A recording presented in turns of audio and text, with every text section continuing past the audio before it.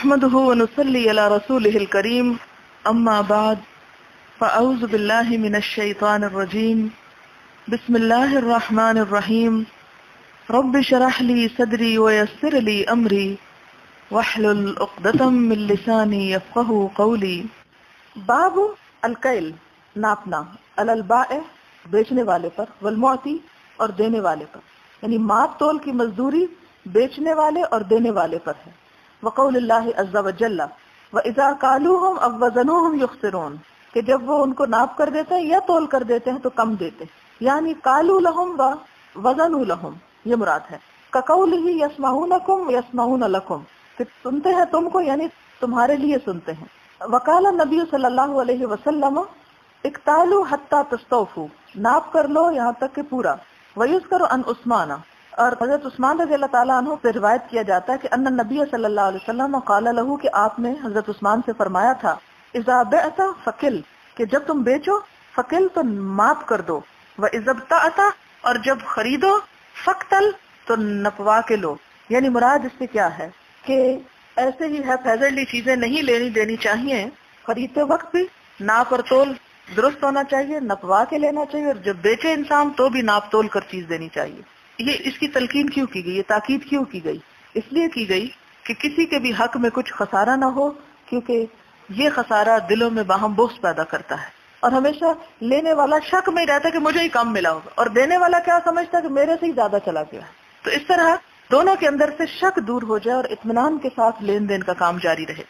حدثنا عبد الله بن يوسف اخبرنا مالك عن نافع عن عبد الله بن عمر رضي الله عنهما ان رسول الله صلى الله عليه وسلم قال من ابتاع طعاما فلا يبيعه حتى يستوفيه، آپ نے فرمایا کہ جو کوئی خریدے کوئی اناج فلا يبيعه، تو اس کو نہ بیچے، حتى يستوفيه، یہاں تک کہ اس پر قبضہ نہ کر لے، یعنی کوئی چیز قبضہ کیے بغیر آگے نہ بیچی جائے۔ مثلا کسی سے آپ نے ایک قلم خریدا، قلم ابھی آپ تک پہنچا نہیں تو آپ کاغذی طور پر اسے آگے بیچ دیتے ہیں اور اس سے قیمت وصول کر لیتے، تو یہ ناجائز ہے۔ کیوں؟ ہو سکتا ہے جس سے آپ نے خریدا وہ آپ کو دینے سے انکار کر دے کسی بھی وجہ سے، تو دوسرا شخص جس کو آپ بیچ رہے ہیں وہ کیا ہے، اس سے آپ معاہدہ پورا نہ کر سکے، وعدہ پورا نہ کر سکے، اور اس کو وہ فراہم نہ کر سکے۔ ہمارے ہاں آپ دیکھیں کہ جیسے پراپرٹی کا بزنس ہے، اس میں بہت سے لوگ یہ کام کرتے ہیں کہ ایک چیز کاغذی کاروائی پہ لی اور اس کو ابھی پوزیشن لی نہیں کہ آگے بیچ دی، اور وہ آگے سے آگے ایک ہی پلاٹ 6-7 لوگوں کے ہاتھوں بکا ہوا ہوتا ہے، اور بہت سے لوگ بیچ میں سے قیمتیں لے جاتے ہیں، اور جب خدا نخواستہ کوئی قانونی مشکل کی وجہ سے وہ آخری شخص جس نے واقعی نیت رکھی ہو کہ اپنے لیے لینا ہے، اس کو پھر ٹرانسفر ہونے میں کئی ایک مشکلات پیش آتی ہیں، اور بہت سے فساد، لڑائی جھگڑے اور وقت کا ضائع ہونا اس میں شامل ہو جاتا ہے۔ تو اس قسم کی خرید و فروخت سے منع کیا گیا ہے کہ جس میں پوزیشن نہ ہو، یعنی صرف کاغذی کاروائی پہ تجارت نہیں کرنی چاہیے۔ حدثنا عبدان اخبرنا جرير عن مغيرة عن الشعبي عن جابر رضي الله عنه قال توفي عبد الله بن عمرو بن حرام وعليه دين، عبداللہ بن عمرو بن حرام فوت ہو گئے اور ان کے اوپر کچھ قرض تھا۔ فاستعنت النبي صلی اللہ علیہ وسلم على غرمائه، تو میں نے نبی صلی اللہ علیہ وسلم سے مدد چاہی ان کے قرض خواہوں کے لیے، ان يدعوا من دینه، کہ وہ اس کے قرض میں سے کچھ معاف کر دیں، یعنی میں نے حضور سے کہا، سفارش کروائی کہ کسی طرح قرض خواہ اس شخص کا قرضہ کچھ معاف کر دیں۔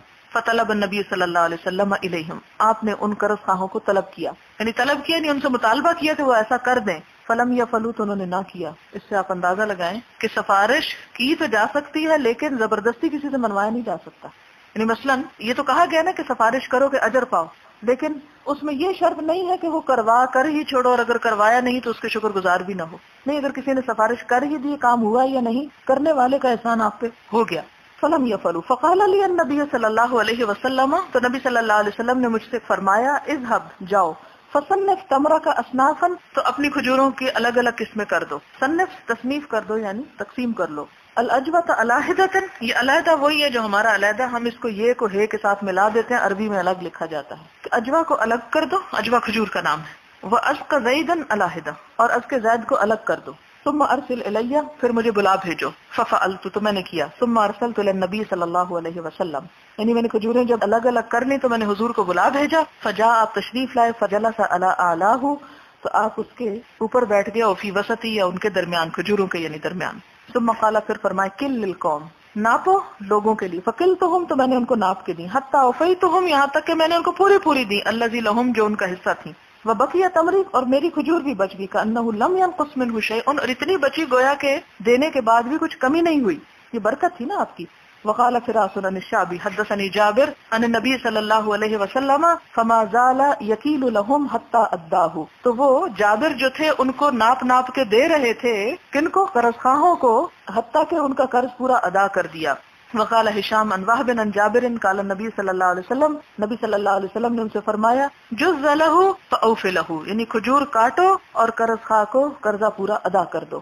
اس سے یہ قصہ ہے ایک چھوٹا سا، مراد یہ کہ ایک شخص فوت ہو گیا تو حضرت جابر جو تھے انہوں نے چاہا کہ ان کا قرضہ کسی طرح، یہ اتنے احساس کیوں تھا کہ آپ صلی اللہ علیہ وسلم اس مقروض کا جنازہ پڑھنے سے بھی انکار کر دیتے تھے کہ جس کے اوپر کسی شخص کے ذمے سے کچھ قرض ہوتا، اس لیے کہ قرض کا گناہ جو ہے شہید سے بھی معاف نہیں، شہید بھی بخشا نہیں جائے گا جب تک کہ وہ قرضے کا حصہ پورا نہیں دے دے گا۔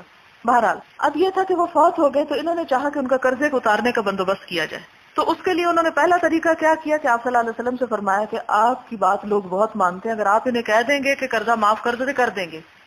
تو پہلا طریقہ یہ اختیار کیا، لیکن جنہوں نے قرضہ لینا تھا چونکہ کافی زیادہ تھا تو نہیں معاف کر رہے تھے، کہتے نہیں ہم نہیں چھوڑتے۔ اب آپ صلی اللہ علیہ وسلم بھی ساتھ شامل ہو گئے جابر کے کہ اب کوئی اور طریقہ کرنا چاہیے۔ آپ نے ایک تدبیر کی، تدبیر کیا تھی کہ جاؤ اپنی کھجوریں کیا کرو، الگ الگ کر لو اور پھر مجھے آ کے بتاؤ۔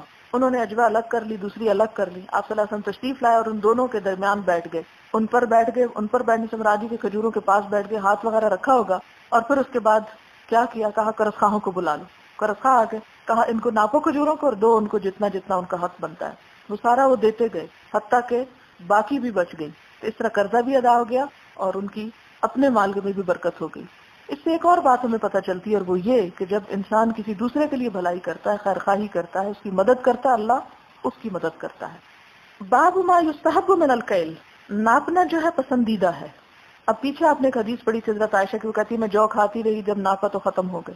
وہ یہ ہے کہ گھر میں آنے کے بعد ناپ تول نہیں کرنی چاہیے، لیکن خرید و فروخت کے وقت ناپ تول کرنا جو ہے وہ ضروری ہے۔ حدثنا ابراہیم بن موسیٰ حدثنا الولید عن ثور عن خالد بن معدان عن المقدام بن معدی کرب رضی اللہ عنہ عن النبی صلی اللہ علیہ وسلم قال کیلو طعامکم یبارک لکم، اپنا اناج ماپ لیا کرو، اس سے تمہارے لیے برکت ہوگی، یعنی ناپ کر لیا کرو۔ یہ ناپنے کی بات وہی جھگڑا ختم کرنے کے لیے ہے۔ باب برکت ساع النبی صلی اللہ علیہ وسلم مدہ، نبی صلی اللہ علیہ وسلم کے ساع اور مد یعنی پیمانے ہیں، ان میں برکت۔ فی عائشہ رضی اللہ عنہا نے نبی صلی اللہ علیہ وسلم، اس میں حضرت عائشہ کی روایت ہے۔ حدثنا موسیٰ حدثنا وہیب حدثنا عمرو بن یحییٰ عن عباد بن تمیم الانصاری عن عبد اللہ بن زید رضی اللہ عنہ عن النبی صلی اللہ علیہ وسلم ان ابراہیم حرم مکہ ودعا لها، کہ ابراہیم علیہ السلام نے مکہ کو حرام قرار دیا اور اس کے لیے دعا فرمائی۔ وحرمت المدینہ، اور میں نے مدینہ کو حرم قرار دیا، کما حرم ابراہیم و مکہ تھا، جس طرح ابراہیم علیہ السلام نے مکہ کو حرم قرار دیا تھا۔ ودعوت لها، اور اس کے لیے میں نے دعا کی، فی مدھا وسعھا، اس کے مد اور سع میں، مثل ما دعا ابراہیم لمکہ، جس طرح ابراہیم علیہ السلام نے مکہ کے لیے دعا کی تھی۔ مد اور سع وہ پیمانے تھے جس سے چیزیں ناپ کر دی جاتی۔ حدثني عبد الله بن مسلمة عن مالك عن اسحاق بن عبد الله عن ابن ابي طلحة عن انس بن مالك رضي الله عنه ان رسول الله صلى الله عليه وسلم قال، نبی صلی اللہ علیہ وسلم نے فرمایا، اللهم بارک لهم في مكيالهم، اے اللہ ان کے ناپ میں برکت ڈال، وبارک لهم في ساعهم، اور ان کے ساع میں یعنی مدینہ والوں کے ساع میں برکت دے، ومدهم، اور ان کے مد میں برکت دے یعنی اہل المدینہ۔ باب ما يذكر في بيع الطعام، کھانے کا، اناج کا بیچنا، والحقرت، اور احتکار، ذخیرہ اندوزی۔ ذخیرہ اندوزی یہاں خاص طور پر جب چیز مہنگی ہو تو اس وقت چیز خرید کر سٹور کر لینا تاکہ اور مہنگی ہو تو بیچ سکیں۔ اگر عام حالات میں خرید کر سٹور کر لی جائے کہ سارا سال بیچیں گے تو کوئی حرج نہیں، لیکن مہنگائی کے وقت، قحط کے وقت، ضرورت کے وقت کسی چیز کا روکنا جو ہے ذخیرہ اندوزی، وہ ممنوع ہے۔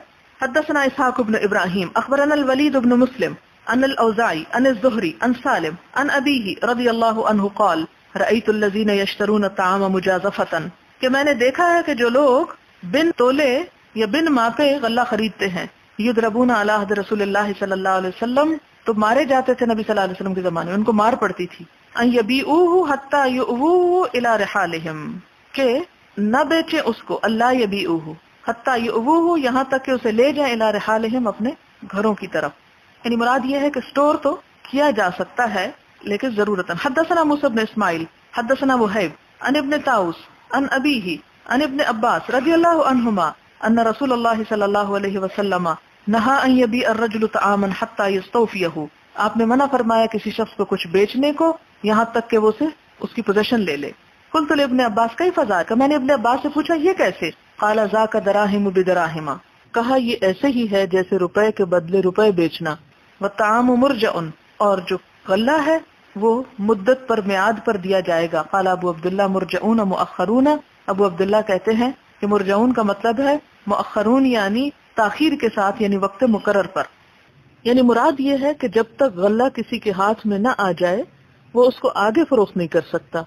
مثلا کسی نے غلہ خریدا، ابھی اس کو ملا نہیں، اس نے وصول نہیں کیا کہ اس نے آگے اس کا سودا بھی کر لیا، تو ایسا کرنا درست نہیں. ابن عباس کہتے ہیں کہ یہ ایسے ہی ہے جیسے روپے کے بدلے میں روپیہ بیچنا جو کہ سود ہوتا ہے.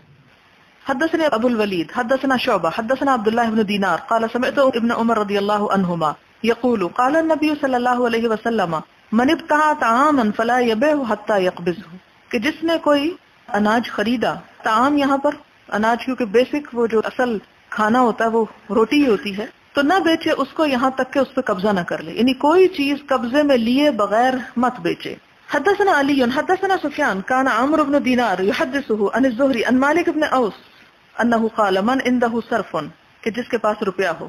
فقال طلحہ، طلحہ کہتے انا حتی یجیء خازننا من الغابہ، کہ جب تک ہمارا خازن غابہ سے آ نہ جائے. قال سفیان هو الذی حفظناه من الزہری، یہی بات ہم نے زہری سے بھی یاد کی، لیس فی زیادہ، اس میں کوئی زیادہ اضافہ نہیں ہوا. فقال اخبرنی مالک بن اوس انه سمع عمر بن الخطاب رضی اللہ عنہ یخبر عن رسول اللہ صلی اللہ علیہ وسلم قال الذهب بالذهب ربا، سونے کے بدل سونا بیچنا جو ہے یہ ربا ہے. الا ها وها، مگر نقد، یعنی نقد جو ہے وہ نہیں ربا، لیکن وقت کی تاخیر کے ساتھ اس کے اندر اضافہ کر کے لینا جو ہے وہ ربا. البر بالبر ربا الا ها وها، گیہوں کے بدلے سود ہے مگر ہاتھوں ہاتھ. والتمر بالتمر ربا، کھجور کے بدلے کھجور بھی ربا ہے، الا ها وها، مگر نقد و نقد. والشعیر بالشعیر ربا، اور گندم کے بدلے گندم جو ہے یا جو کے بدلے جو شعیر جو کو کہتے ہیں ربا الا ها وها، مگر ہاتھوں ہاتھ. باب بیع الطعام قبل ان يقبض، کھانے کو بیچنا اس سے پہلے کہ وہ قبضے میں لیا جائے. بیع ما ليس عندك، اور اس چیز کو بیچنا جو تمہارے پاس ہے ہی نہیں، یعنی جو چیز ہے ہی نہیں اس کو بیچ ڈالنا.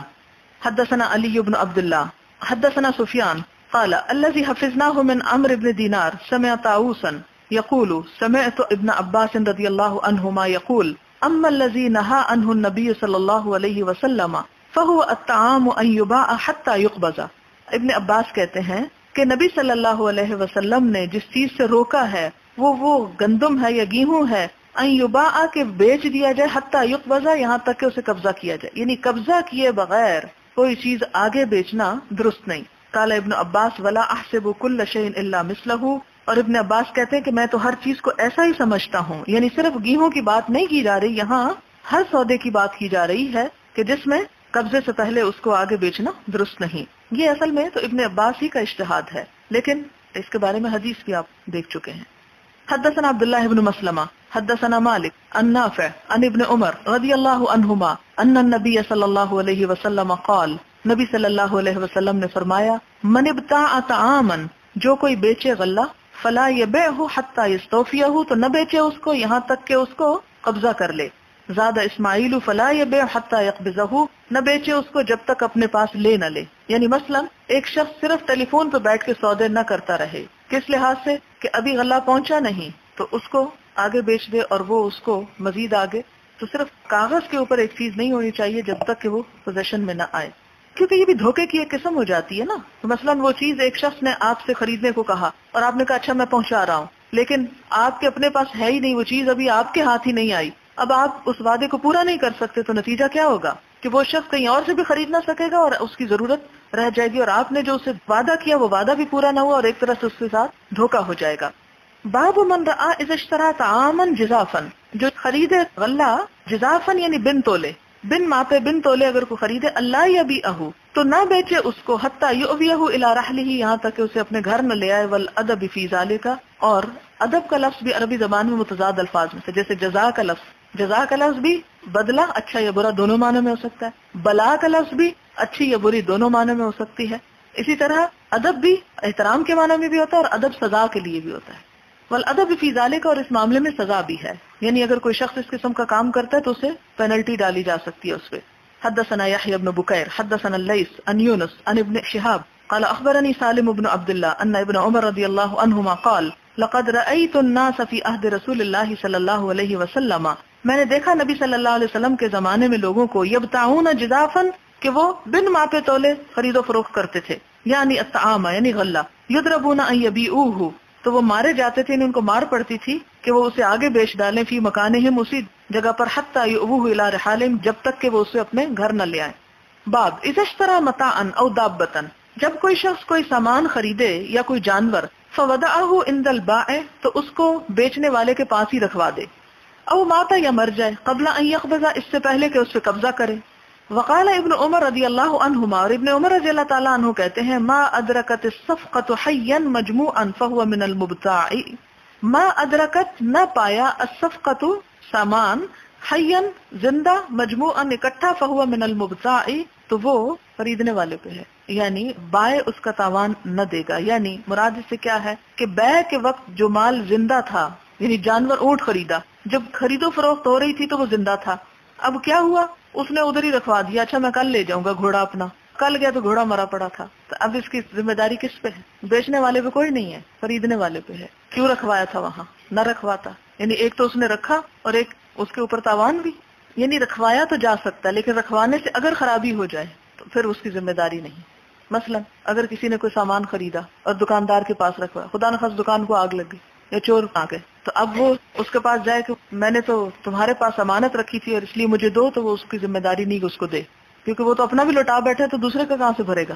تو اس لیے اگر آپ کو لینا ہے تو لے آئے اپنا، کیونکہ ہمارے ہاں عموماً ایسے ہی ہوتا ہے، ناحق دوسروں پہ تاوان ڈالتے ہیں. حدثنا فروة بن ابي المغراء اخبرنا علي بن مسهر عن هشام عن ابيه عن عائشة رضي الله عنها قالت لقل يوم كان يأتي على النبي صلى الله عليه وسلم، کم ہی کوئی دن گزرتا تھا کہ جس میں نبی صلی اللہ علیہ وسلم ہمارے گھر نہ آتے ہوں، الا یاتی فی، مگر اس میں آتے تھے، یعنی آپ صلی اللہ علیہ وسلم ہر روز ہمارے گھر آتے تھے. ویسے تو کہتے ہیں نا قدر کھو دیتا ہے روز کا آنا جائے، لیکن ہر جگہ ایسی بات نہیں. ہوتا کیا ہے کہ حضرت عائشہ کہتی ہیں کہ حضور صلی اللہ علیہ وسلم ہمارے گھر ضرور آتے تھے، بیت ابی بکر، یعنی حضرت ابو بکر کے گھر، احد طرفی النہار، دن کے دو کناروں میں سے ایک پر، یا سویرے آتے تھے یا شام آتے تھے، ایک وقت ضرور آتے تھے.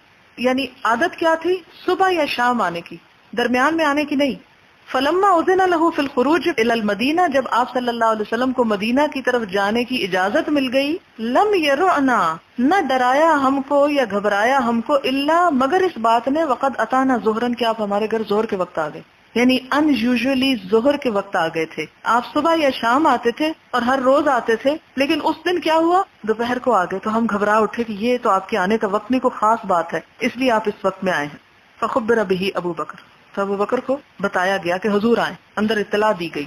فقال ما جاءنا النبي صلی اللہ علیہ وسلم فی هذه الساعة الا لامر حدث، کہنے لگے کہ نبی صلی اللہ علیہ وسلم اس وقت کبھی نہیں آئے مگر کوئی بات ہو گئی ہے، لامر حدث، کوئی کام ہے جو ہو گیا، جو واقعہ پیش آ گیا. فلما دخل علیہ، جب وہ آپ پر داخل ہوئے، قال لابی بکر، تو ابو بکر کو کہتے ہیں، اخرج من عندک، تمہارے گھر میں جو کوئی ہے اسے نکال دو.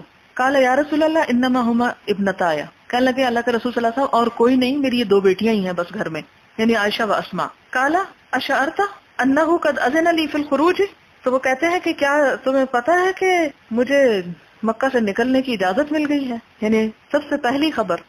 آپ دیکھیں کہ جب آپ کو بھی کوئی امپورٹنٹ بات پتہ چلتی تو آپ سب سے پہلے کس کو بتاتے ہیں؟ اہم ترین دوست کو بتاتے ہیں.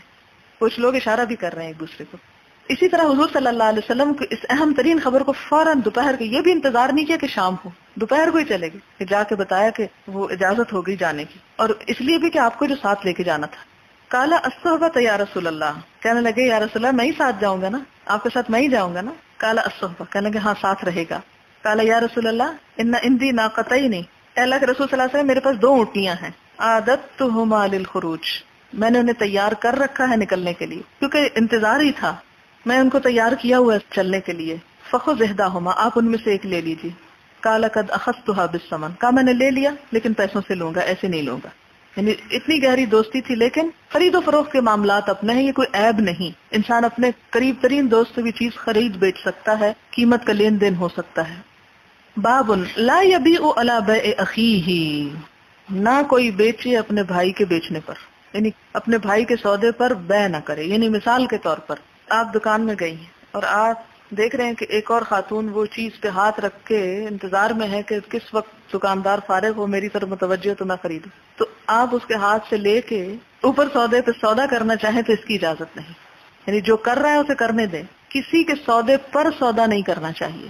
ولا یصوم علی صوم اخیہ، اور نہ بولی دے اپنے بھائی کی بولی پر.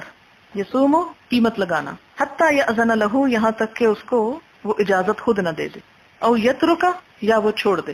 یعنی خریدنے والا مثلا دیکھے کہ وہ دوسرا خریدنا چاہتا تو وہ آفر کر دے، اچھا چلو تم خرید لو، اچھا لے لو کوئی بات نہیں تم خرید لو.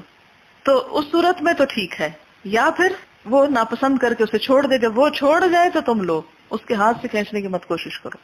حدثنا اسماعیل قال حدثني مالك عن نافع عن عبد الله بن عمر رضی اللہ عنہما ان رسول اللہ صلی اللہ علیہ وسلم قال، نبی صلی اللہ علیہ وسلم نے فرمایا، لا يبيع بعضكم على بيع اخیہ، تم میں سے کوئی شخص اپنے بھائی کی بیع پر بیع نہ کرے. حدثنا علی بن عبد اللہ حدثنا سفیان حدثنا الزہری عن سعید بن المسیب عن ابی ہریرہ رضی اللہ عنہ قال، نہا رسول اللہ صلی اللہ علیہ وسلم، نبی صلی اللہ علیہ وسلم نے منع کیا ہے، ان یبیع حاضر لباد، کہ شہر والا باہر والے کا مال بیچے، یعنی نہ بیچے. ولا تناجشوا، اور ایک دوسرے پہ قیمت مت بڑھاؤ، یعنی دھوکہ دینے کے لیے. یہ کیا ہے؟ مثلا ایک دکاندار اپنی دکان میں ایک شخص کو کھڑا رکھے. کس طرح کہ کوئی شخص آئے، وہ کہے کہ اچھا یہ کتنے کا دو گے؟ 10 روپے کا. تو دوسرا کہے اچھا مجھے دے دو، میں 12 دیتا ہوں. تو وہ کہے گا نہیں اچھا چلو پھر مجھے ہی تم 12 کا دے دو. تو یہ کیا ہے؟ ایک دھوکے سے قیمت بڑھانا ہے کہ ایک بیچ میں بلا وجہ ایک ایسا شخص کھڑا کیا ہوا ہے کہ جو خریداروں کو دھوکہ دے رہا ہے اس بات میں، یعنی ان کی جو پسند ہے اس کو ایکسپلائٹ کر رہا ہے، دوسروں کی کمزوری سے فائدہ اٹھا رہا ہے. کہ ایک شخص ہے ضرورت مند ہے، پتہ ہے اس نے خریدنا ہے اور ویسے نہیں اتنی قیمت کو خریدے گا، تو ایک ٹرک کے ذریعے اس کی قیمت بڑھوانا ایسا درست نہیں، اس کی اجازت نہیں ہے. ولا یبیع الرجل علی بیع اخیہ، اور کوئی شخص اپنے بھائی کی بیع پر بیع نہ ڈالے. ولا یخطب علی خطبۃ اخیہ، اور اپنے بھائی کے پیغام پر پیغام نہ دے. یعنی اگر کسی نے کہیں رشتہ بھیجا ہے اور رشتہ کر رہا ہے تو کوئی دوسرا بیچ میں ٹپک کر اس رشتے کو خراب کر کے اپنے لیے نہ لے. آپ دیکھیں کہ کوئی ہے مقام ایسا جہاں اسلام نے تعلیم اور رہنمائی نہ کی ہو. اور ہمارے ہاں یہ 2 مواقع ایسے ہیں کہ جب معاشرے کے اندر انارکی پھیلتی، فساد پھیلتا ہے. تجارت اور خرید و فروخت کے معاملے اور رشتوں کے معاملے، اس میں ایثار نہیں ہے. اور بلا وجہ مثلا کہیں سے رشتہ مانگا، دینے سے انکار ہو گیا، وہ جادو چکر چل پڑے گا، پھر کسی اور کے لیے باندھ دیا. خدا جانے اس کی حقیقت کتنی ہے، لیکن آپ نے اکثر سنا ہوگا کہ فلاں کا رشتہ بندھا ہوا ہے. نہیں، رشتہ نہیں ہوتا. کیوں بند گیا؟ کہ کسی نے مانگا، اس کو نہیں ملا، تو کہا جو مجھے نہیں ملا تو کسی کو بھی نہ ملے. حد درجے کا حسد ہے نا، حد درجے کا بخل. احضرت الانفس الشح، اور ومن یوق الشح نفسہ فاولئک هم المفلحون، جن کے دلوں سے یہ شح نکل گیا وہی اصل میں کامیاب ہونے والے.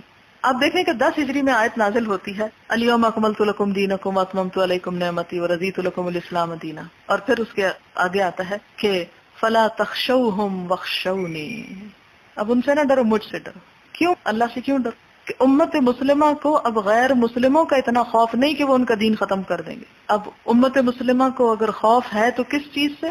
آپس کے ایک دوسرے کے ساتھ حسد، عداوت، بغض اور عناد سے، کہ یہ چیز اس کے لیے نقصان دہ ہوگی. اور اس چیز کا خاتمہ اللہ کا ڈر ہی کر سکتا اور کوئی چیز نہیں کر سکتا. کہ اگر ایک چیز آپ کو نہیں ملی تو آپ بس چھوڑ دیں، نہیں ملی تو نہ صحیح. دنیا میں بہت سی چیزیں جو آپ کو نہیں ملی. اب آپ کیا کریں؟ ایک شیطانی کام کے پیچھے پڑ گئے، اگر مجھے نہیں ملی تو اس کو کیوں ملے، اس کو بھی نہیں ملنے. اور اس کے لیے کوئی بھی کوشش کسی قسم کی کرنا جو ہے حرام ہے. ولا یبیع الرجل علی بیع اخیہ ولا یخطب علی خطبۃ اخیہ، اور کوئی اپنے بھائی کے منگنی کے اوپر منگنی نہ ڈالے، یعنی پیغام پہ پیغام نہ بھیجے. پتہ چلا کہ فلاں نے پیغام بھیجا ہوا ہے تو بات طے ہونے دو، جب انکار ہو جائے تو تم پہنچ جانا. نہیں، اس لیے کہ وہ اسے چھوڑ کر میری بات قبول کر لیں، یہ چیز ناپسندیدہ ہے. ولا تسأل المرأة طلاق اختها، اور کوئی عورت اپنی بہن کی طلاق کا مطالبہ نہ کرے، یعنی سوکن کو طلاق نہ دلوائے. لتکفی ما فی انائها، اس نیت سے کہ اس کا نوالا بھی اپنے حصے میں ڈال لے. لتکفی، تاکہ لے لے، ما فی انائها، جو اس کے برتن میں. کہ اگر 2 ہوں گی تو ظاہر ہے کہ وسائل تقسیم ہو جائیں گے، تو اس کو نکالو تو میں آؤں گی، اس لیے تاکہ سب کچھ پہ میں ہی قابض ہو سکوں، یہ اس سے منع کیا گیا ہے۔ ہاں یہ ہے کہ آپ خود چھوڑ دیں، گہری بات ہے۔ باب بیع المزایدہ، نیلامی، مزایدہ زیادہ پہ زیادہ کرنا، بڑھانا، آپس میں ایک دوسرے پہ بڑھا دینا۔ وقال عطا، اور عطا کہتے ہیں ادرکت الناس لا يرون بأسا بیع المغانم فی من یزید، کہتے ہیں کہ میں نے لوگوں کو دیکھا کہ وہ لوٹ کے مال نیلام کرنے میں کوئی برائی نہیں سمجھتے تھے۔ تو اس سے کیا مراد ہے کہ نیلامی جائز ہے، جبکہ وہ سب کو پتا ہوتا کہ بولی دی جائے گی۔ ایک ہوتا نا کہ بولی اس طرح دینا کہ قیمت بڑھوانے کے لیے صرف خریدنا کوئی نہیں، صرف قیمت بڑھوانے کے لیے بولی دیتے چلے جانا کہ کوئی بھی نہ خرید سکے، وہ ناجائز ہے۔ لیکن جب حقیقی معنوں میں خریدار کھڑے ہوں اور سب کو پتا ہو کہ یہ اب ایک پہ ایک آئے گی تو وہ چیز جو ہے اس کی اجازت ہے۔ حدثنا بشر بن محمد اخبرنا عبداللہ اخبرنا الحسین المکتب عن عطاء بن ابی رباح عن جابر بن عبداللہ رضی اللہ عنہما ان رجلا اعتق غلاما له عن دبر، کہ ایک شخص نے آزاد کر دیا ایک غلام عن دبر، مرنے کے بعد، یعنی اس نے کہا کہ میں جب مر جاؤں تو اس غلام کو کیا کیا جائے، آزاد۔ فاحتاج، تو محتاج ہو گیا، فاخذہ النبی صلی اللہ علیہ وسلم، تو لے لیا اس کو نبی صلی اللہ علیہ وسلم نے۔ فقال، تو فرمایا من یشتریہ منی، کون اس کو مجھ سے خریدے گا؟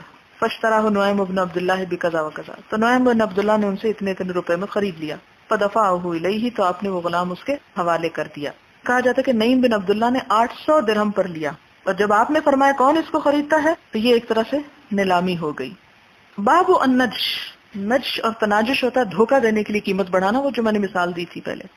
ومن قال لا يجوز ذلك البيع، اور جو یہ کہتا ہے کہ یہ بیع جائز نہیں۔ وقال ابن ابی اوفا، ابن ابی اوفا کہتے ہیں الناجش آکل ربا خائن، ناجش جو ہے یہ سود کا کھانے والا ہے، خیانت کار شخص ہے، یعنی چور بھی ہے اور سود خور بھی ہے۔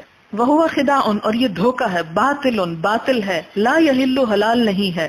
قال النبی صلی اللہ علیہ وسلم، نبی صلی اللہ علیہ وسلم نے فرمایا الخدیعۃ فی النار، دھوکہ دہی آگ میں ہے، یعنی جو دھوکہ دے گا وہ آگ میں جائے۔ ومن عمل عملا لیس علیہ امرنا فہو رد، جس نے کوئی ایسا کام کیا جس کا ہم نے حکم نہیں دیا تو وہ کام بھی ریجیکٹڈ ہے، مردود ہے، یعنی بدعت کی طرف اشارہ ہے۔ کل محدثۃ بدعہ وکل بدعۃ ضلالہ، ہر بدعت گمراہی ہے، یعنی اپنے سے دین میں نئے نئے ایجادات کرتے چلے جانا۔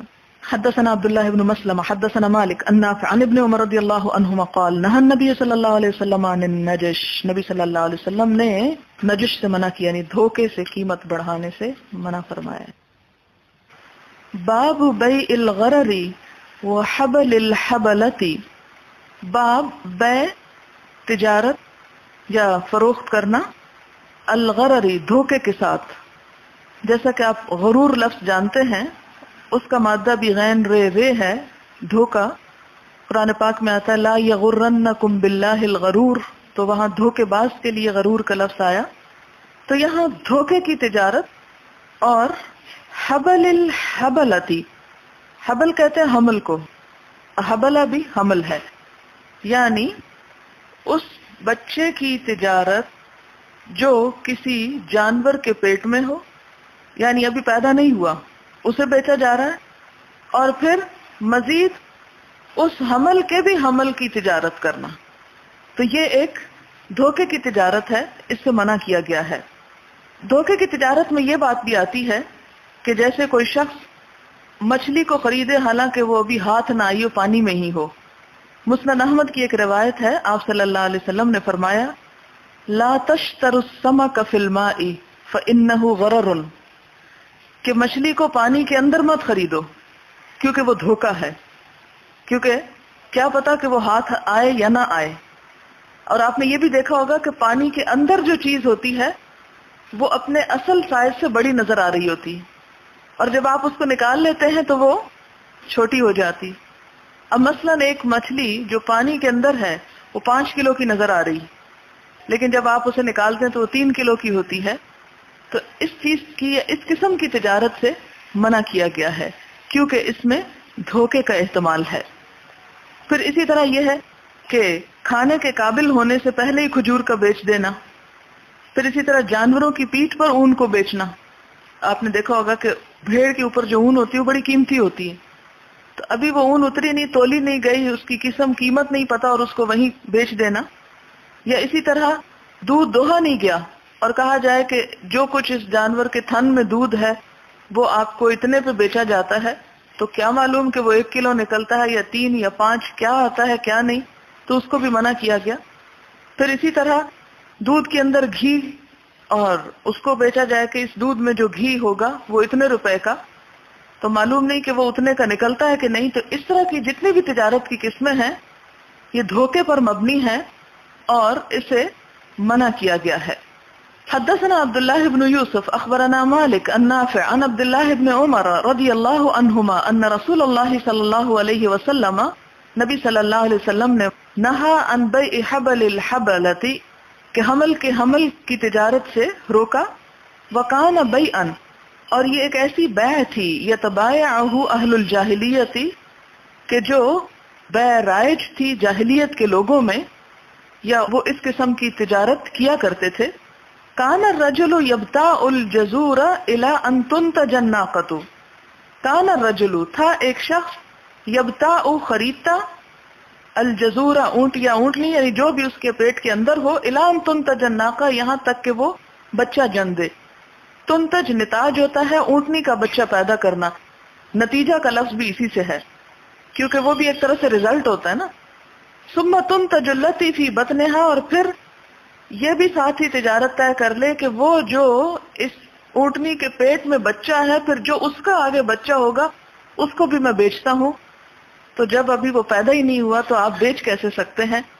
تو اہل جاہلیت اس قسم کی خرید و فروخت بھی کیا کرتے تھے، اور ایسی خرید و فروخت جو ہے وہ مختلف قسم کے جھگڑوں کو جنم دیتی ہے، اس لیے اس سے منع کیا گیا۔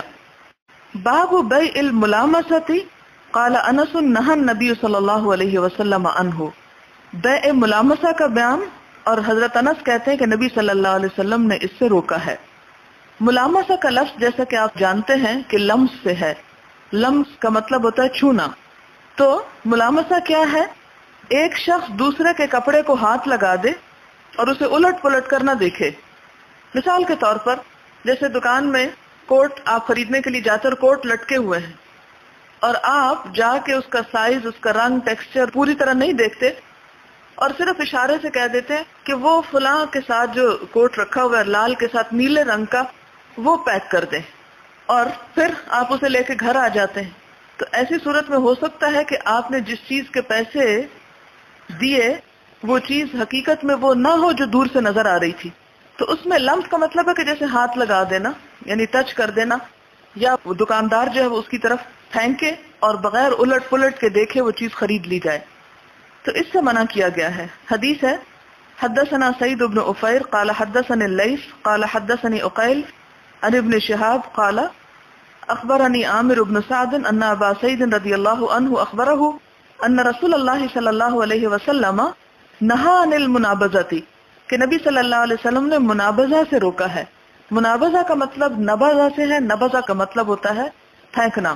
تو منابذہ کا کیا مطلب ہے کہ ایک اپنا کپڑا دوسرے کی طرف پھینکتا ہے اور دوسرا اس کی طرف، اور پھر یہی ان کے درمیان بیع قرار پاتی ہے، جبکہ دونوں صورتوں میں چیز کو غور سے دیکھا نہیں گیا ہوتا اور پوری طرح جانچ پڑتال نہیں کی گئی ہوتی۔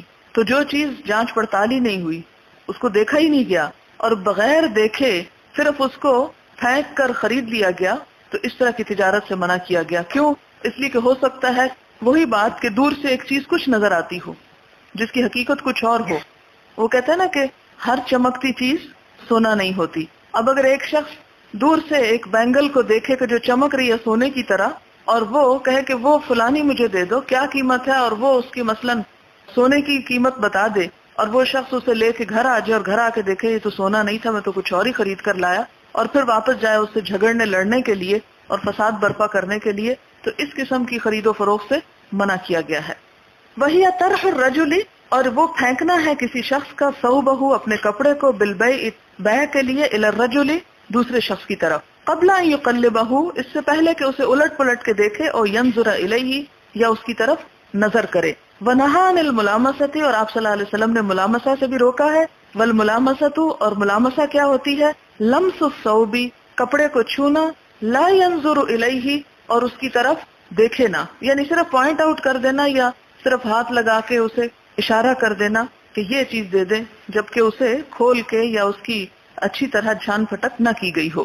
حدثنا قتیبۃ حدثنا عبد الوهاب حدثنا ایوب عن محمد عن ابی ہریرہ رضی اللہ عنہ قال نہا عن لبستین کہ نبی صلی اللہ علیہ وسلم نے دو لباسوں سے روکا ہے، دو کپڑوں سے روکا ہے، اور یہ حدیث پیچھے گزر چکی ہے۔ ان یحتبی الرجل فی الثوب الواحد کہ انسان اپنے آپ کو ایک کپڑے میں اس طرح لپیٹ لے، ثم یرفع علی منکبہ پھر اس کو اپنے کندھے پہ ڈال لے، یعنی جس طرح ساڑی پہنی جاتی ہے، اور اس میں احتمال کیا ہے کہ اگر اس کے نیچے کچھ اور پہنا ہوا نہ ہو تو انسان اسے پہن کر ننگا ہو سکتا ہے۔ وَأَنْ بَيْعَتَيْنِ اور دو قسم کے بیع سے روکا ہے، اللماس والنباز، لماس یعنی ملامسہ اور نباز یعنی منابزہ، وہی قسم ہے جو پیچھے ہے۔ باب بیع المنابزہ وقال انس نہا عنہ النبی صلی اللہ علیہ وسلم، منابزہ کی بیع نبی صلی اللہ علیہ وسلم نے اس سے بھی روکا ہے۔ حدثنا اسماعیل قال حدثنی مالک عن محمد بن یحییٰ بن حبان عن ابی الزناد عن الاعرج عن ابی ہریرہ رضی اللہ عنہ ان رسول اللہ صلی اللہ علیہ وسلم نہا عن الملامسة والمنابزة۔ حدثنا عیاش بن الولید حدثنا عبد الاعلی حدثنا معمر عن الزہری عن عطاء بن یزید عن ابی سعید رضی اللہ عنہ قال نہا النبی صلی اللہ علیہ وسلم عن لبستین کہ نبی صلی اللہ علیہ وسلم نے دو لباسوں سے منع کیا ہے، وعن بیعتین اور دو تجارتوں سے یا دو بیعوں سے، الملامسہ والمنابزہ۔ باب النہی للبائع اللہ یحفل الابل والبقر والغنم وکل محفلۃ والمصرات التي سری لبنها وحقن فيه وجمع فلم يحلب ایاما واصل التصریة حبس الماء يقال منه سریت الماء اذا حبسته۔ یحفل کا لفظ یہاں پہلے اچھی طرح سمجھ لیں، اور محفل اور مسرات یہ ایک ہی چیزیں ہیں۔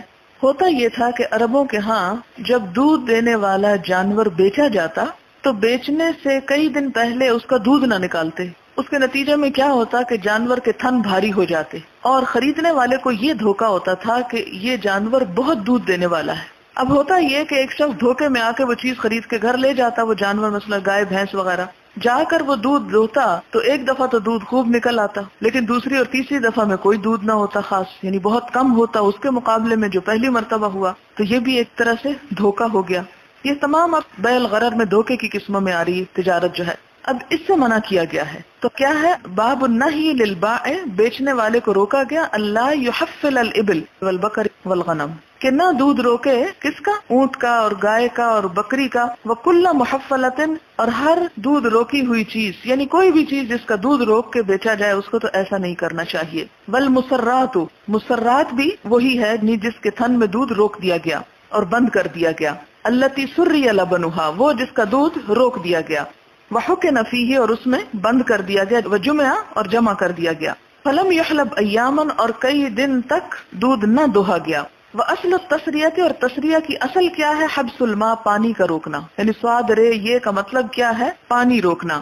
یقال منہ سریت الماء، اسی سے کہا جاتا ہے کہ میں نے پانی کو روکا، اذا حبستہ، جب میں نے اس کو روک لیا یعنی حبس کر لیا۔ یعنی اس میں جو خریدنے والا ہے اس کے ساتھ ایک دھوکا ہوتا ہے، اور اس قسم کے دھوکے سے عموماً عداوت اور بغض پیدا ہوتا ہے، معاشرے کے اندر بے چینی پیدا ہوتی ہے، اس لیے اس سے روک دیا گیا۔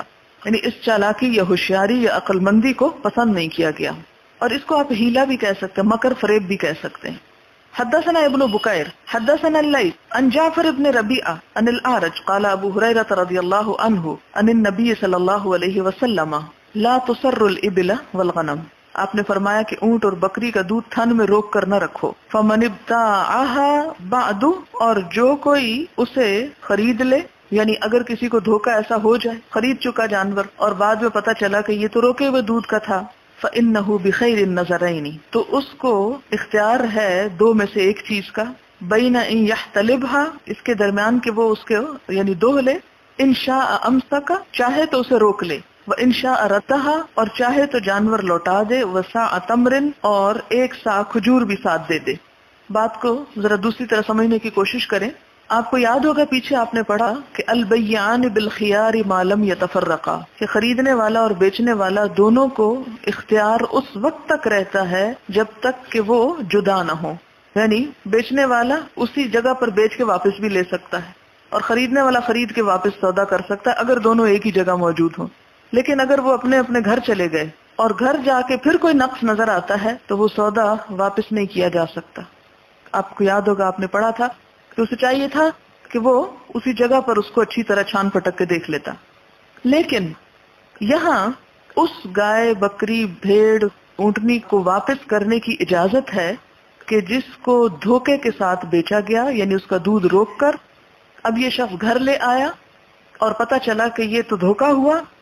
اب اگرچہ وہ دونوں سودا ہو چکا اور اپنے اپنے گھر چلے گئے، لیکن یہاں اسلام خریدنے والے کو اجازت دیتا ہے کہ وہ چاہے تو اپنے پاس ہی رکھے، اب جو ہو گیا سو ہو گیا، اور چاہے تو اسے بیچنے والے کو واپس لوٹائے اور اس کے ساتھ ایک سا کھجور بھی دے دے. یہ کھجور کیوں دے گا ساتھ؟ اس لیے کہ اس نے اس کا جو دودھ نکال لیا، اس دودھ کے عوض، وہ دودھ جو اس نے استعمال کیا اس کے عوض کھجور ساتھ دے دے اور وہ سودا واپس کر دے. اس سودے کو واپس لینا پڑے گا کیونکہ اس میں دھوکے کا احتمال تھا. وَيُذْكَرُ عَنْ أَبِي صَالِحٍ وَمُجَاهِدٍ وَالْوَلِيدِ بْنِ رَبَاحٍ وَمُوسَى بْنِ يَسَارٍ عَنْ أَبِي هُرَيْرَةَ عَنِ النَّبِيِّ صَلَّى اللَّهُ عَلَيْهِ وَسَلَّمَ سَاعَ تَمْرٍ وَقَالَ بَعْضُهُمْ عَنِ ابْنِ سِيرِينَ سَاعًا مِنْ طَعَامٍ. یعنی دوسری روایت میں کیا آتا ہے؟ سَاعًا مِنْ طَعَام کا لفظ آتا ہے، یعنی غلے کا سا. وَهُوَ بِالْخِيَارِ ثَلَاثًا، اور اس کو 3 دن تک اختیار ہے، یعنی کب تک وہ اپنا سودا واپس کر سکتا ہے؟ 3 دن کے اندر. وقال بعضهم عن ابن سیرین ساعًا من تمر ولم يذكر ثلاثا، اور ایک اور روایت میں ساعًا من تمر تو آتا ہے لیکن 3 دن کی بات نہیں آتی.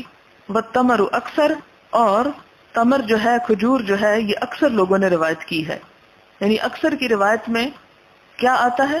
کھجور ہی کا لفظ آتا ہے کہ دودھ اگر نکال لیا اور جانور واپس کرنا چاہتا ہے تو کھجور ساتھ ایک سا دے کے واپس کر سکتا ہے.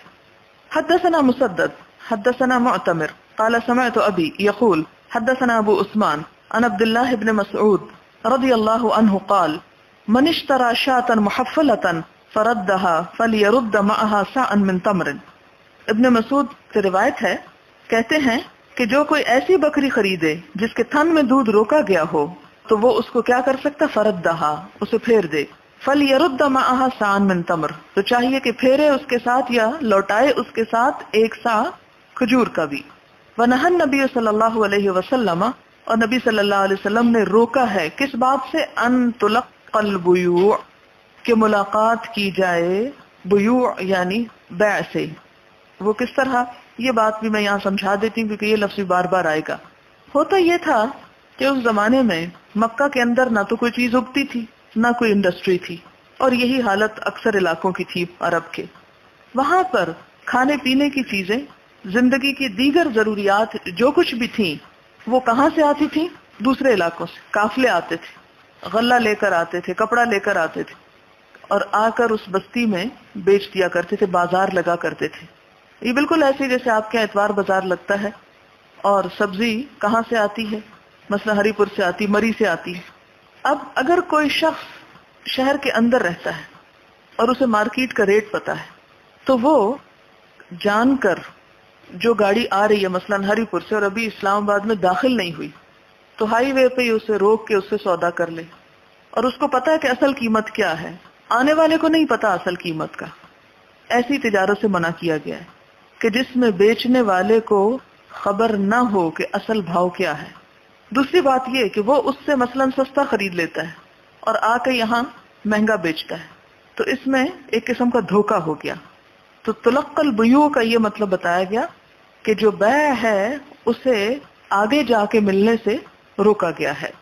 حدثنا عبداللہ بن یوسف اخبرنا مالک عن ابی الزناد عن الاعرج عن ابی ہریرہ رضی اللہ عنہ ان رسول اللہ صلی اللہ علیہ وسلم قال، نبی صلی اللہ علیہ وسلم نے فرمایا، لا تلقوا الرکبان، مت ملاقات کرو کس سے؟ قافلے والوں سے. راکب کی جمع ہے رکبان. ولا یبع بعضکم علی بیع بعض، اور نہ بیچے تم میں سے کوئی کسی اور کی بیع پر، یعنی کسی بیع پر بیع نہ کی جائے. یعنی ایک چیز جس کا سودا ہو چکا ہے ایک دوسرا جا کے اس کے اوپر ایک اور سودا نہ کرے. اس سے کیا نقصان ہوگا کہ ایک جھگڑا پڑ جائے گا. ایک چیز جو کسی نے طے کر لی لینے کی اور ابھی اس نے مثلاً وصول نہیں کی. مثال کے طور پر ایک دکاندار کے پاس یہ گھڑی رکھی ہوئی تھی، اس نے وہ گھڑی کسی کے ہاتھ بیچ دی. اس نے کہا اچھا رکھو میں ابھی آتا ہوں. اتنے میں ایک اور گاہک آتا ہے، وہ کہتا ہے اچھا کتنے کی بیچی؟ اس نے کہا 10. اچھا مجھ سے 11 لے لو اور یہ مجھے بیچ دو. اب اگر یہ پہلے گاہک کو چھوڑ کر دوسرے گاہک کے ہاتھ بیچتا ہے تو اس کی اجازت نہیں ہے. جو چیز ایک دفعہ جس کا سودا ہو گیا، جس طرح وہ کہا نا نکاح کے پیغام پہ پیغام مت بھیجو، تو اسی طرح جہاں سودا ہو گیا پھر اس سودے پہ دوسرا آ کے سودا نہیں کر سکتا، کیونکہ اس سے پہلے گاہک کی حق تلفی ہو جائے گی. ٹھیک ہے. ولا تناجشو، اور تناجش نہ کرو. نجش کا لفظ پہلے بھی گزر چکا ہے، دوبارہ سن لیں. نجش ہوتا ہے مثلا ایک شخص خود سامان خریدنا نہیں چاہتا، کوئی ارادہ نہیں اس کا، لیکن اس لیے قیمت بڑھاتا ہے، بولی دیتا ہے تاکہ دوسرے زیادہ قیمت دیں. یا بائع بیچنے والا مشتری خریدنے والے کو یوں کہے کہ یہ چیز میں نے اتنے میں خریدی ہے جبکہ وہ جھوٹ ہو. مثلا آپ کئی دفعہ جاتے ہیں کوئی چیز خریدنے لگتے ہیں تو وہ کہتا ہے جی 40 روپے کی، آپ کہتے ہیں نہیں 20 کی دے دو، کہتا ہے جی اتنے کی تو خرید بھی نہیں، کہتے ہیں نا اتنے کی تو خرید بھی نہیں، حالانکہ خرید اس سے بھی کم کی ہوتی ہے. تو یہ کہنا کہ اتنے کی خرید نہیں اور اگر اس میں جھوٹ ہو تو یہ چیز منع ہے، یہ بھی دھوکے کی ایک تجارت ہے، یہ نہیں ہونی چاہیے. تو یہ نجش ہوتا ہے. یعنی ویسے تو پیچھے آپ دیکھیں کہ نیلامی کی اجازت دی گئی، بیع المزایدہ کا لفظ آپ نے پڑھا تھا اگر آپ کو یاد ہو، تو اس میں وہ حرج نہیں سمجھتے تھے، جبکہ جتنے لوگ بولی دے رہے ہیں وہ سب خریدنے کے ارادے سے آئے ہوں، اور اگر وہ خریدنے کے ارادے سے نہیں آئے، صرف قیمت بڑھانے کے اس میں آئے ہیں یا ایک کھیل تماشے کے طور پر آئے ہیں، تو اس بات کی اجازت نہیں دی گئی، اسے نجش کہا گیا. اب آپ ویسے تو یہ بازار کی باتیں ہیں، تجارت کی باتیں ہیں، لیکن آج کے دور میں خواتین بھی کچھ اس میں پیچھے نہیں، اور بلکہ بازار تو خواتین ہی سے آباد ہیں. تو اس لیے آپ سب کو بھی یہ باتیں معلوم ہونا چاہیے، اور کبھی بھی انسان لا علمی میں ایسا غلط کام نہ کرے کہ جس میں لقمہ حرام انسان کی طرف چلا جائے، کیونکہ عبادات کے قبول ہونے کا انحصار رزق حلال پر ہے. اور اس قسم کے دھوکے اور فریب کی باتیں جو ہیں اگرچہ وہ بہت چارمنگ لگتی ہیں اور بہت اس میں اٹریکشن ہے، لیکن اسلام نے اس سے منع کیا ہے.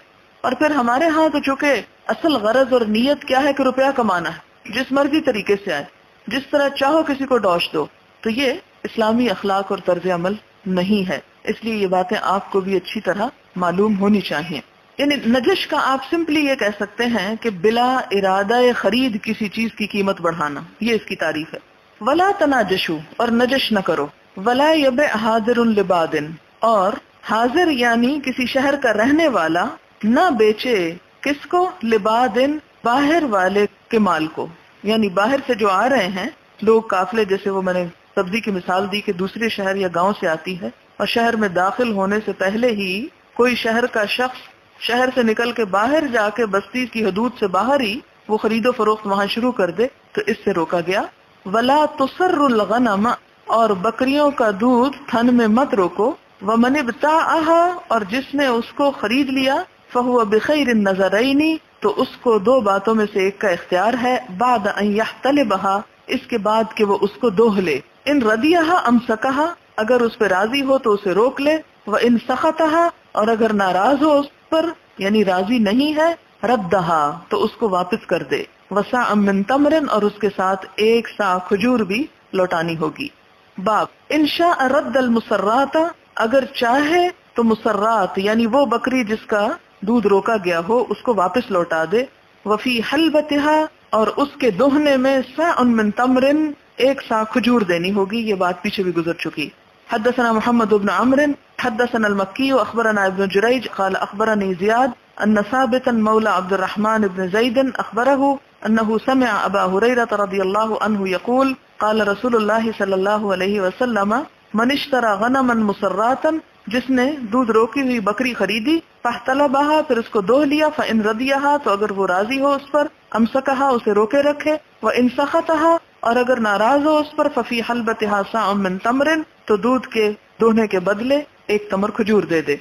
باب بیع العبد الزانی، زنا کرنے والے یا زانی غلام کی تجارت یا بیع. وقال شریح ان شاء رد من الزنا، اگر وہ چاہے تو لوٹا دے، پھیر دے، من الزنا، زنا کی وجہ سے. یعنی پھر وہی بات یاد رکھیں کہ جب ایک دفعہ کسی چیز کی تجارت ہو جائے، سودا طے پا جائے، تو سودا پھر واپس نہیں لوٹایا جا سکتا. لیکن اگر کسی نے غلام اب چونکہ غلاموں کی خریداری تو ہے نہیں، لیکن ایک بات سمجھنے کی سمجھ لیں، کئی اور جگہ تفسیر پڑھتے ہوئے آپ کو یہ بات فائدہ دے گی اگر کسی نے ایسا غلام خرید لیا لیکن وہ غلام جو ہے اخلاقی عیب میں مبتلا ہے، جس طرح دودھ روکی ہوئی بکری ایک عیب میں مبتلا تھی، وہ دودھ دیتی نہیں تھی یا کم دیتی تھی اور بظاہر اس کا عیب چھپا کے اسے بیچ دیا گیا تو وہ واپس ہو سکتا ہے سودا، اسی طرح وہ غلام یا لونڈی جس کے اندر یہ عیب نکل آئے تو اس کا بھی سودا واپس کیا جا سکتا ہے۔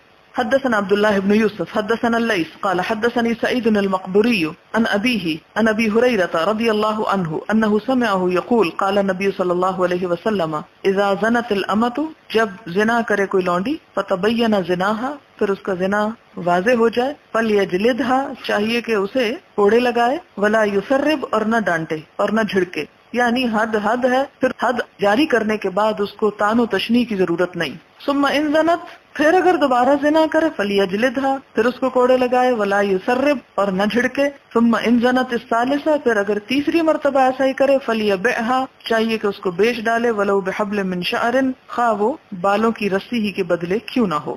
حدثنا اسماعیل قال حدثني مالك عن ابن شهاب عن عبید اللہ بن عبد اللہ عن ابی ہریرہ وزید بن خالد رضی اللہ عنہما ان رسول اللہ صلی اللہ علیہ وسلم سئل عن الامة اذا زنت، آپ سے پوچھا گیا اس لونڈی کے بارے میں جو زنا کرتی ہو ولم تحسن اور محسنہ نہ ہو، یعنی اپنی عزت عصمت کی حفاظت نہ کرے۔ قال ان زنت فجلدوها فرمایا کہ اگر وہ زنا کرے تو اس کو کوڑے لگاؤ۔ ثم ان زنت فجلدوها پھر زنا کرے تو کوڑے لگاؤ۔ ثم ان زنت فبیعوها پھر اگر زنا کرے تو اسے بیچ ڈالو ولو بدفیر خواہ بالوں کی ایک رسی کے بدلے ہی کیوں نہ ہو۔ قال ابن شہاب لا ادری ابعد الثالث او الرابع، ابن شہاب کہتے ہیں میں نہیں جانتا کہ اس روایت میں 3 مرتبہ زنا کے بعد یا 4 مرتبہ کے بعد کی بات ہے۔ باب الشراء والبيع مع النساء، عورتوں کے ساتھ خرید و فروخت کرنا۔ اب یہاں ایک بہت اہم مسئلے کی بات ہو رہی ہے اور وہ یہ ہے کہ کیا ایک تجارت مرد اور عورت کے درمیان طے پا سکتی ہے؟ کیا مرد اور عورت باہم ایک دوسرے سے کوئی تجارتی کانٹریکٹ کر سکتے ہیں؟ کیا لین دین کر سکتے ہیں؟ کیا خرید و فروخت کر سکتے ہیں؟ کیا عورت بزنس کر سکتی ہے؟ کیا عورت کوئی چیز بیچ رہی ہے اور مرد اس سے خرید لے تو وہ تجارت حلال ہوگی؟ یہ اس کے بارے میں ہے۔ حدثنا ابو الیمان اخبرنا شعیب عن الزہری قال عروة بن الزبیر قالت عائشة رضی اللہ عنہا دخل علی رسول اللہ صلی اللہ علیہ وسلم، نبی صلی اللہ علیہ وسلم میرے پاس تشریف لائے، فذکرت لہ تو میں نے ان کے سامنے ذکر کیا۔ کس چیز کا ذکر کیا؟ وہ بریرہ کے خریدنے کا۔ فقال رسول اللہ صلی اللہ علیہ وسلم تو نبی صلی اللہ علیہ وسلم نے فرمایا اشتری اسے خرید لو، واعتقی اور آزاد کر دو، فإنما الولاء تو بے شک ولا جو ہے لمن اعتق اس کے لیے ہے جو آزاد کر دے۔ اب ولا کیا ہوتی؟ مولا آزاد کردہ غلام ہوتا ہے، یعنی اسلام نے جب غلام آزاد کرنے کا حکم دیا تو بہت سے لوگوں نے غلام خرید کے آزاد کر دیے۔ مثال کے طور پر حضرت ابوبکر صدیق رضی اللہ تعالیٰ عنہ نے حضرت بلال کو خرید کر آزاد کیا تھا۔ عموماً یہ جو غلام ہوتے تھے یا تو یہ پکڑے ہوئے لوگ تھے یا جنگ میں پکڑے ہوئے، دور جاہلیت میں غارت گری کے نتیجے میں پکڑے ہوئے لوگ آتے تھے۔ اب ان کے اپنے رشتہ دار اور اہل و عیال اور وہ سب تو کہیں پیچھے ہوتے تھے، کسی کو پتہ نہیں ہوتا تھا۔ اب ایک ایسا شخص کہ جس کا کوئی رشتہ دار نہیں تو اس کا رشتہ دار کون ہوگا اور اس کا والی وارث کون ہوگا، اور خصوصی طور پر اس معاشرے میں کہ جہاں مضبوط خاندانی نظام تھا، قبائلی نظام تھا، وہاں پر کوئی شخص تنہا نہیں رہ سکتا تھا۔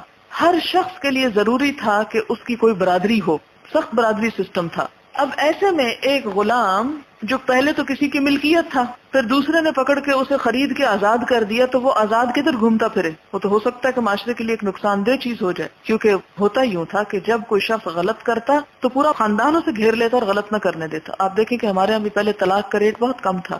کیوں؟ اگر لڑکی یا لڑکا کوئی بگاڑ پیدا کرنے کی کوشش کرتے تو خاندان گھیر لیتا تھا، لیکن اب نہ کسی کی شرم ہے نہ حیا ہے، جو جس کا دل چاہے کرے۔ اس زمانے میں جو غلام ہوتے تھے ان کو یوں اگر کوئی آزاد کر دے تو وہ بالکل آزاد نہیں رہ سکتے تھے، انہیں بھی کسی کے ساتھ تعلق رکھنا تھا۔ اب اسلام نے ایک اصول طے کر دیا کہ اس غلام کا جو کہ آزاد ہو گیا اب تعلق کس کے ساتھ ہوگا؟ کیا بیچنے والے کے ساتھ ہوگا یا اس کے ساتھ جس نے اسے خرید کر آزاد کیا؟ تو اسلام نے بتایا کہ حق کے ولا اس کے لیے ہے جو خرید کر آزاد کرے۔ الولاء لمن اعتق، ولا اس کے لیے ہے جو آزاد کرے گا۔ ولا دراصل ایک حق ہے جو آزاد کرنے والے کو اپنے آزاد کیے ہوئے غلام یا لونڈی پر حاصل ہوتا ہے، یعنی اگر وہ لونڈی مر جائے یا غلام مر جائے جس کو آزاد کیا گیا تھا اور اس کا مال ہو تو وارث کون ہوگا؟ ہو سکتا ہے اس کے بچے پیدا ہو چکے ہوں، لیکن اس کے ساتھ ساتھ جس نے آزاد کیا اس کو بھی ورثے میں سے حق ملے گا۔ یہ اسلام نے اس کے اس احسان کا بدلہ اس کو یہ دیا آزاد کرنے والے کے، یعنی دنیا میں جو جزا دی وہ یہ کہ وہ اس کے نام کے ساتھ منسوب ہوگا، اگر وہ مر گیا تو اس کی وراثت میں سے یہ بھی حصے دار ہوگا، حقدار ہوگا۔ تو عرب جو تھے وہ اس حق کو بیچ ڈالتے تھے یا ہبہ کر دیتے تھے، تو اسلام نے اس حق کو بیچنے سے منع کیا۔ آپ نے فرمایا کہ فَإِنَّمَا الْوَلَاءُ کہ حق کے ولا کس کے لیے ہے؟ لمن اعتق اس کے لیے جو آزاد کرے۔ ثم قام النبی صلی اللہ علیہ وسلم پھر نبی صلی اللہ علیہ وسلم کھڑے ہوئے من العشی شام کے وقت فاثنى علی اللہ بما هو اہلہ پھر اللہ تعالیٰ کی حمد و ثنا کی، یعنی مراد یہ ہے کہ خطبہ دیا۔ ثم قال پھر فرمایا ما بال اناس لوگوں کا کیا حال ہے یشترطون شروطا ایسی شرطیں رکھتے ہیں لیس فی کتاب اللہ جن کا ذکر اللہ کی کتاب میں نہیں، یعنی یہ تو دور جاہلیت کی بات ہے، اللہ کی کتاب میں یہ شرط نہیں ہے۔ من اشترط شرطا لیس فی کتاب اللہ اور جو کوئی ایسی شرط رکھے جو اللہ کی کتاب میں نہیں ہے فہو باطل تو ایسی شرط کیا ہے؟ باطل ہے۔ وَإِنِ اشْتَرَطَ مِئَةَ شَرْطٍ خواہ وہ 100 شرطیں ایسی کیوں نہ رکھ دے، شرط اللہ احق و اوثق جو اللہ کی شرط ہے وہ زیادہ اس بات کی حقدار ہے کہ اسے پورا کیا جائے اور زیادہ مضبوط تر ہے۔ اب یہاں پر جھگڑا کیا تھا کہ جس پر آپ نے خطبہ دیا، اس کا پیچھے بھی ذکر چکے گزر چکا ہے، آگے بھی ذکر آئے گا۔ جھگڑا یہ تھا کہ بریرہ جن کی لونڈی تھی وہ یہ چاہتے تھے کہ حضرت عائشہ چاہے خرید کر اس کو آزاد کر بھی دیں لیکن حق کے ولا حضرت عائشہ کے نام نہ ہو، وہ بیچنے والوں کے نام ہو۔ تو یہاں آپ صلی اللہ علیہ وسلم نے یہ جو شرط لگا رہے تھے وہ لوگ اس شرط کو فاسد قرار دیا اور کہا کہ یہ شرط درست نہیں ہے۔ لیکن امام بخاری اس پوری حدیث کو کس باب کے نیچے لائے ہیں کہ عورت خرید بھی سکتی ہے، بیچ بھی سکتی ہے، آزاد بھی کر سکتی ہے، یعنی وہ اپنا بزنس کرنے میں خود مختار ہے۔ اور آپ دیکھیں کہ یہ اسلام کی 1400 سال پہلے کی عورت کو دی ہوئی آزادی ہے کہ وہ اپنے نام سے ٹرانزیکشنز کر سکتی ہے، لین دین کر سکتی ہے، خرید و فروخت کر سکتی ہے، اپنے نام کوئی پراپرٹی رکھ سکتی ہے، اور اسی طرح عورت کی بھی میراث قابل تقسیم ہوتی ہے۔ جبکہ اس صدی کے شروع میں یا پچھلی صدی کے اخیر میں ویسٹ میں یہ حقوق عورت کو دیے گئے ہیں اور اب بھی پوری طرح نہیں دیے گئے۔ ہندوستان میں صرف 1956 میں یہ حق دیا گیا ہے۔ حدثنا حسان بن ابی عباد حدثنا حمام قال سمعت نافعا يحدث عن عبد الله بن عمر رضی اللہ عنہما ان عائشہ رضی اللہ عنہا ساومت بریرہ، ساومت سوم سے جس کا مطلب ہے نرخ چکانا یعنی سودا کرنا۔ فخرج الى الصلاۃ تو نبی صلی اللہ علیہ وسلم نماز کے لیے گئے، یعنی جب وہ سودا چکا رہی تھی تو حضور صلی اللہ علیہ وسلم نماز کو چلے گئے۔ اس سے ایک اور بات پتہ چلتی، وہ یہ کہ یہ سودا تنہا کس نے چکایا تھا؟ حضرت عائشہ نے چکایا تھا۔ اس کے لیے کوئی شرط نہیں تھی کہ حضور ساتھ شامل ہوں تو سودا ہوگا ورنہ نہیں۔ پھر کیا ہوتا ہے؟ فخرج الى الصلاۃ فلما جاء پھر جب آپ واپس آئے قالت کہنے لگی انہم ابوا ان یبیعوها، آپ صلی اللہ علیہ وسلم کو حضرت عائشہ خبر دیتی ہیں کہ انہوں نے انکار کر دیا ہے کہ اس کو بیچیں، الا مگر ان یشترط الولا، وہ ولا کی شرط لگاتے ہیں کہ ولا ان کے پاس ہی رہے گی۔ فقال النبی صلی اللہ علیہ وسلم تو نبی صلی اللہ علیہ وسلم نے فرمایا انما الولاء لمن اعتق، ولا تو اس کا حق ہے جو آزاد کرے۔ قلت لنافع حرا کان زوجها او عبدا، میں نے نافع سے کہا کیا آزاد تھا اس کا شوہر یا غلام تھا؟ فقال ما یدرینی، تو کہتے ہیں یہ نہیں مجھے پتا کہ وہ کیا تھا۔ باب هل یبیع حاضر لباد، کیا بستی والا باہر والے کا مال بیچ سکتا ہے بغیر اجر، بغیر اجرت کے؟ وهل یعینہ، کیا وہ اس کی مدد کر سکتا ہے؟ او ینصحہ، یا اسے خیرخواہی کر سکتا ہے، اسے نصیحت کر سکتا ہے؟ کہ وہی پھر مثال ذہن میں لائیں کہ ابھی ٹرک ہائی وے پر ہے اور یہاں سے کوئی شخص پہنچ جاتا ہے اور جا کے اسے بتاتا ہے کہ دیکھو فلاں مارکیٹ اسلام آباد کی جو ہے اس میں یہ ریٹ ہے، فلانے میں یہ، فلانے میں یہ، تو کیا یہ مشورے اسے باہر نکل کے دے سکتا ہے؟ کیا اس کی خیرخواہی کر سکتا ہے؟ یا یہ کہ اسے کہتا ہے کہ چلو میں تمہیں وہ رستہ دکھاتا ہوں، وہ بازار بتاتا ہوں کہ جہاں تمہیں بہت سا فائدہ ہو جائے گا، تو کیا اس کو یہ اجازت ہے کہ وہ ایسا کرے؟ وقال النبی صلی اللہ علیہ وسلم، نبی صلی اللہ علیہ وسلم نے فرمایا اذا استنصح احدکم اخاہ، کہ جب کوئی خیرخواہی کرنا چاہے تم میں سے کوئی ایک اپنے بھائی کی، فلینصح لہ، تو چاہیے کہ اس کے لیے خیرخواہی کرے، یعنی وہاں جا کر اسے ایسے مشورے دینے میں کوئی حرج نہیں اگر خیرخواہی ہو۔ ہاں یہ الگ بات ہے کہ الٹی بدخواہی ہو، اس کو دھوکہ فریب دے رہا ہو، کہ مثلاً اس کا اپنا مال کسی ایک بازار میں پڑا ہے اور وہ چاہتا ہے کہ وہ وہاں بکے اور وہ آنے والے کو ادھر سے روکنا چاہتا ہے اور اسے دھوکے سے کسی اور طرف بھیج رہا ہے، تو یہ تو خیرخواہی نہیں ہوگی۔ لیکن ہاں اگر حقیقی معنوں میں اسے فائدہ پہنچانا چاہتا ہے تو اس سے کوئی حرج نہیں ہے۔ ورخص فیہ عطا، تو اس معاملے میں عطا بن ابی رباح نے رخصت دی ہے، فقیہ تھے، ان سے پوچھا گیا ہوگا تو انہوں نے اس کی اجازت دی۔ حدثنا علی بن عبد اللہ حدثنا سفیان عن اسماعیل عن قیس قال سمعت جریرا رضی اللہ عنہ یقول بایعت رسول اللہ صلی اللہ علیہ وسلم، میں نے بیعت کی نبی صلی اللہ علیہ وسلم سے، علی شہادت اللہ الہ الا اللہ، اس بات کی گواہی پر کہ اللہ کے سوا کوئی الہ نہیں، وَأَنَّ مُحَمَّدَ الرَّسُولُ اللَّهِ، اور محمد صلی اللہ علیہ وسلم اللہ کے رسول ہیں، وَإِقَامِ الصَّلَاةِ، اور نماز قائم کرنا، وَإِيتَاءِ الزَّکَاةِ، اور زکوٰۃ ادا کرنے پر، وَالسَّمْعِ، اور سننا، وَالطَّاعَةِ، اور اطاعت، کس کی بات سننا؟ یعنی امیر کی بات سننا اور اس کی بات کو مان لینا، وَالنُّصْحِ لِكُلِّ مُسْلِمٍ، اور ہر مسلمان کی خیر خواہی کرنا۔ تو یہ حدیث کیا بتاتی ہے کہ اگر کوئی شخص بستی کا رہنے والا، شہر کا رہنے والا، باہر سے آنے والے اجنبی کی خیر خواہی رستے میں کرتا ہے یا اسے مشورہ دیتا ہے، جیسے آپ نے کئی دفعہ دیکھا ہوگا کہ ایک گاڑی جا رہی ہوتی ہے اور ایک آ رہی ہوتی ہے تو وہ اسے روک کے کہتا ہے وہ آگے ٹریفک بلاک ہے، ادھر سے مت جاؤ، مثال کے طور پر۔ تو یہ خیر خواہی کی اس نے یا بتایا، تو ایسی خیر خواہی جو ہے اگر کوئی بزنس پوائنٹ آف ویو سے ہو تو بھی بہتر ہے۔ یہ بعض اوقات آپ نے دیکھا ہوگا کہ جو مال خریدنے بیچنے والے ہوتے ہیں وہ راستے میں ایک دوسرے سے بات چیت کرتے چلے جاتے ہیں، اچھا فلاں جگہ کیا بھاؤ ہے فلاں، تو وہ اب بتانے والا کیا بتا سکتا ہے یا اس کا بھی اطلاق اس پر ہوگا کہ بستی سے باہر ڈیل ہو رہی ہے۔ تو اس میں یہ کہ خیر خواہی کے جذبے سے کیا جا سکتا ہے۔ کسی بھی چیز کو اسلام نے منع کب کیا ہے؟ جب دو فریق میں سے کسی بھی ایک کا نقصان ہو یا کسی بھی ایک کو دھوکا ہو رہا ہو۔ حدثنا السلط بن محمد حدثنا عبد الواحد حدثنا معمر عن عبد الله بن طاووس عن ابیہ عن ابن عباس رضی اللہ عنہما قال قال رسول اللہ صلی اللہ علیہ وسلم، نبی صلی اللہ علیہ وسلم نے فرمایا، لا تلقوا الرکبان، قافلوں سے مت جا ملو۔ اسی لیے وہ شک پیدا ہونا کہ خیر خواہی کے لیے بھی مل سکتے ہیں کہ نہیں، کیا بالکل مطلقاً ملاقات حرام ہے یا کسی چیز میں جائز بھی ہے؟ تو یہاں پر چونکہ ایک ایسی بات تھی جو بغیر کسی شرط کی تھی تو اس سے لوگوں کے دل میں شک پیدا ہوا، تو آپ نے فرمایا کہ قافلوں سے مت جا ملو۔ ولا يبيع حاضر لباد، قال قلت لابن عباس ما قوله لا يبيع حاضر لباد، کہ اس بات کا کیا معنی ہے کہ کوئی جو شہر کا رہنے والا ہے وہ نہ بیچے باہر سے آنے والے کے مال کو؟ قال، تو وہ کہتے ہیں کہ اس کا معنی یہ ہے کہ لا يكون له سمسارا، وہ اس کا دلال نہ بنے، یعنی دلالی نہ کرے، کیونکہ دلالی کرنے میں وہ ادھر سے بھی پیسے وصول کرے گا اور دوسری طرف مسلمانوں کو جو بستی والے ہیں، شہر میں رہنے والے ہیں، ان کو بھی نقصان پہنچے۔